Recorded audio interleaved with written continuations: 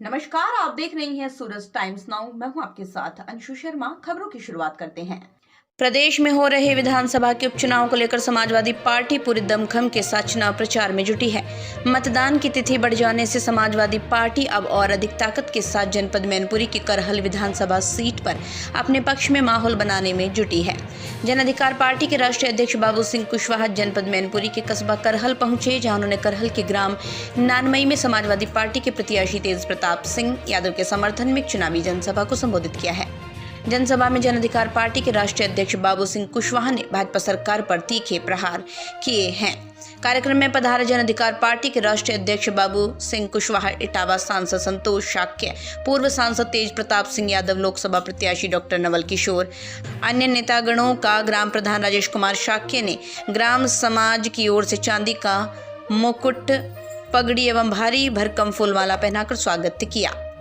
जनसभा में फर्रुखाबाद लोकसभा सीट के प्रत्याशी डॉक्टर नवल किशोर शाक्य ने अपनी हार का बदला लेने के लिए समाजवादी पार्टी को पक्ष में मतदान करने का आह्वान किया है। तो वहीं सपा प्रत्याशी तेज प्रताप सिंह यादव ने नेताजी मुलायम सिंह यादव के संबंधों का जिक्र करते हुए समाजवादी पार्टी को ऐतिहासिक वोटों से जीत की बात कही।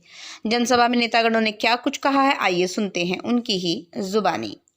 मैनपुरी यूपी से रामकिशोर वर्मा की करहल क्षेत्र समाजवादियों का गढ़ रहा।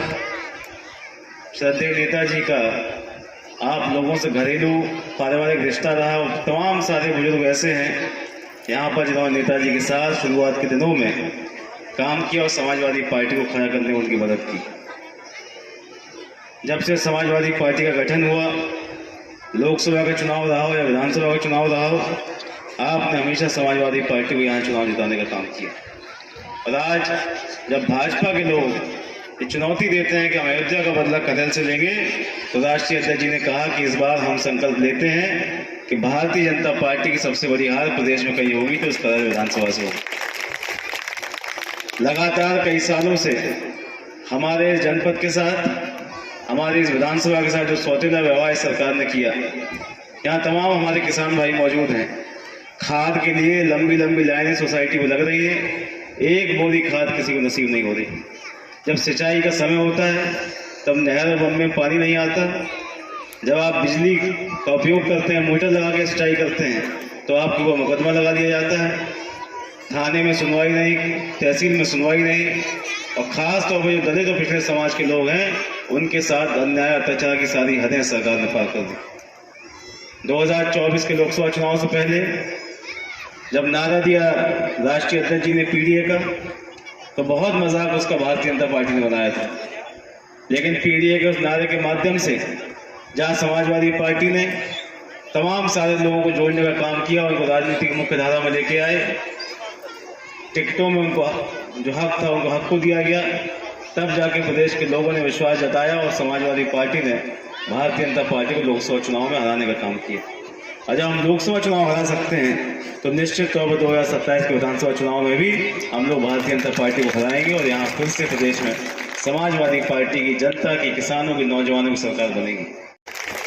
तो मैं कहना चाहूँगा इस जनसभा के माध्यम से कि इस बार के चुनाव में आप लोग ऐतिहासिक विजयी बनाने का काम करना, इसलिए भी करना क्योंकि फर्रुखाबाद का जो लोकसभा का जो चुनाव था उस चुनाव में भारतीय जनता पार्टी के लोगों ने किस तरह से हमें वहां से हराने का काम किया।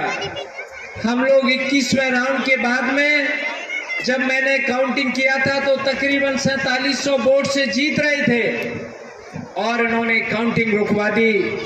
कोई परिणाम डिस्प्ले पे आउट नहीं हो रहा था। बार बार अनुरोध करने पे कुछ भी नहीं डीएम साहब कर रहे थे। मैं कहना चाहूँगा 8 बजे के बाद फर्रुखाबाद के सम्मानित लोगों पर डीएम और प्रशासन ने लाठी और डंडे डलवाए, आंसू के गोले डलवाए। इसलिए मैं अनुरोध करने आया हूँ, स्पेशली इस गांव पे तो मेरा विशेष अधिकार बनता है और विशेष अधिकार इसलिए बनता है कि फर्रुखाबाद लोकसभा के चुनाव का बदला जो भारतीय जनता पार्टी ने हमें हराने का काम कर दिया, आप लोग भारतीय जनता पार्टी की जमानत जब्त कराने का काम कर देना और आदरणीय तेज प्रताप यादव जी को भारी से भारी मतों से विजयी बनाकर ऐतिहासिक विजयी बना देना, यही अनुरोध हम आपसे। तो ऐसी ही बड़ी खबरों को देखने के लिए लगातार देखते रहिए सूरज टाइम्स नाउ।